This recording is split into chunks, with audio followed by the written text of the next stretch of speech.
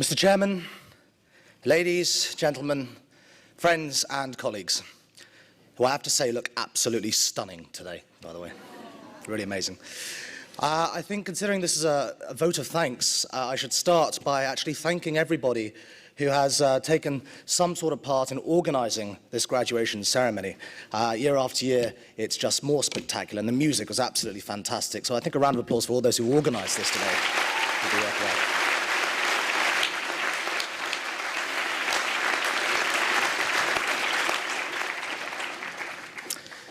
Gary Trudeau once said that graduation speeches were invented largely in the belief that outgoing university students should never be released into the world until they had been properly sedated.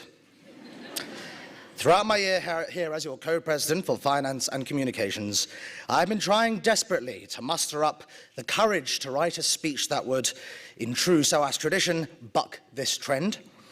I was going to summon the wisdoms of the ages, the rhetorics of the great leaders, the passions of the masses, and the odd crack at the management.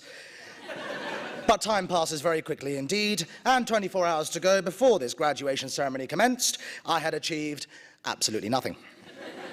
Serving to rile the raging horde of butterflies in the proverbial stomach, I kept remembering the first time I scaled those white steps as a fresher back in 2006.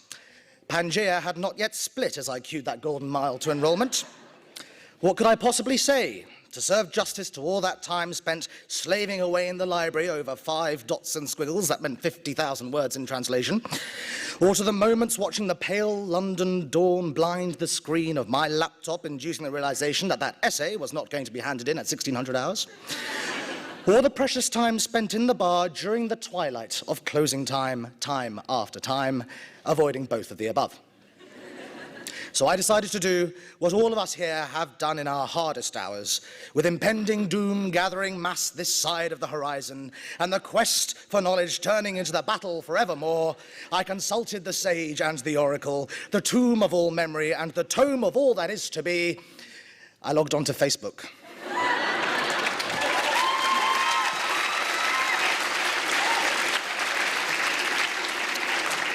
Now, funnily enough, amongst the battalion of invitations for me to divulge what my favourite philosopher or actor or kitchen appliance is, the answer to all three being Hobbes, inspiration did in fact arrive in the form of a timeline.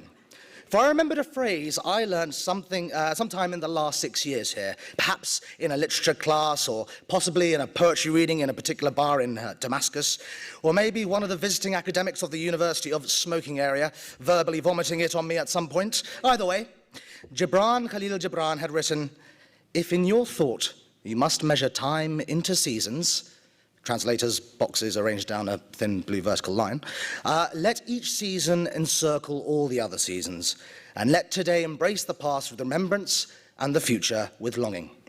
So as I stand here today and address you as fellow alumni, I intend to embrace the past in remembrance by longing for what's next.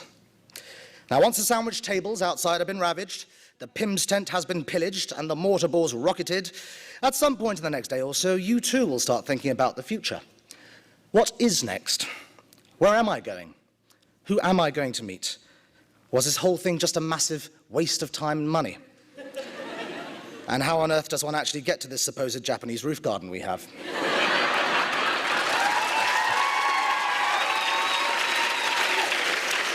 Now, the answer to all the above is patience. We as SOASians have been trained to deal with this term patience in all our walks of life here. Whether we have had to indulge in patience for an academic epiphany, or in handing in said academic epiphany to the faculty office desk, or whether it's the patience of friendship, of love, of being let down, or of being pleasantly surprised, I have often said that this institution runs on one fuel alone, and that is trust. Patience is the systole and the diastole of trust, and is indeed the heartbeat of SOAS. This isn't a speech to freshers, or to year abroad students. This is a speech to a group of young men and women of all ages that have just passed through one of the most bizarre and sometimes trying places on academic earth. SOAS has not the ancient cloisters and manicured lawns of centuries-old colleges, nor does it have the aesthetics of any normal sort of university career. We have as yet no theatre for our actors, no sports pitches for our players, no daycare facilities for our parents, and a name that is not as well known as some of our sister colleges. Added to this, we are in the perfect storm of a government wishing to see us play the games of growth without knowing what growth actually means or entails. But apparently we have a Japanese roof garden. And a yurt.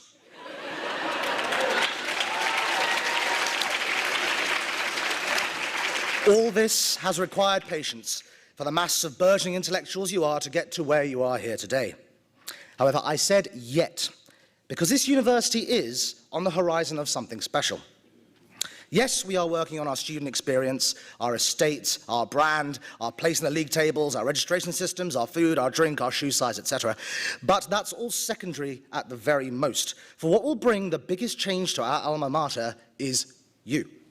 Indeed, be the change you wish to see is one of those magic phrases that symbolizes our time here at SOAS. You as graduates have said you go to SOAS for 3, 4, 5, even 6 years.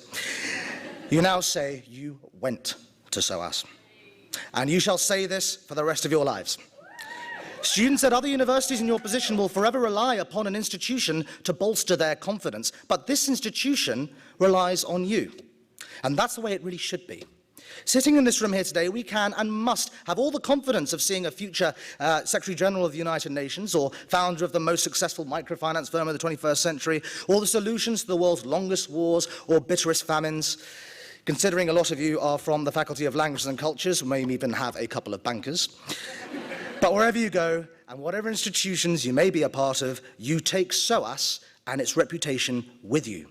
You take with you the reputation of questioning, of not being sated with the world that is, the reputation of people, of human beings, and caring about them not as patron, but as neighbour. The reputation of being anywhere in the world and not being far away from a classmate, and above all else, the reputation of patience. Being a graduate today will be testing. There are no two ways about it. Let that patience be tested. You've got this far already. And remember, you may not get where you want to immediately, but you will get there eventually. And remember what this university has taught you, what your professors and lecturs have taught you, what your experiences have taught you, what your friends have taught you. Remember the fun and delight of a heated debate, or a friendly conversation, or a rave, or a meditation session. Remember the classrooms and the bar, the library and the JCR. Remember that institutions might give you the big names, but it is people who give you the big ideas.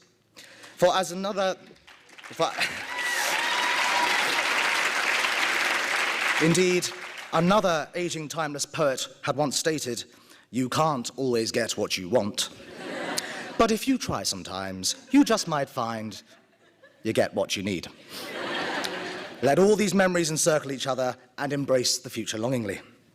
Now, knowing that your patience might well be being tested at this very moment in time, I would like, if I may, to give my personal thanks.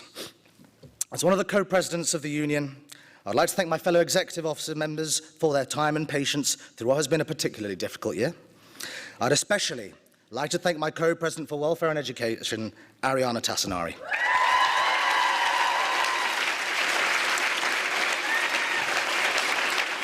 We have been more than fortunate to have voted for somebody who symbolises SOAS at its very best, and all the above tenets of our reputation, particularly patience. And I have been more than fortunate to gain an inspiring colleague and a brilliant human being to call a friend. I think I can speak for both of us when I thank Harrison, Alex and Keiko for taking on the co-presidency roles, and all the part-time officers of the union for the coming year, and wish them the best of luck. Not that they'll need it, but as experience and patience tells us, you never know. Now, I would also like to thank all those who have inspired the change I wish to see in myself, my teachers.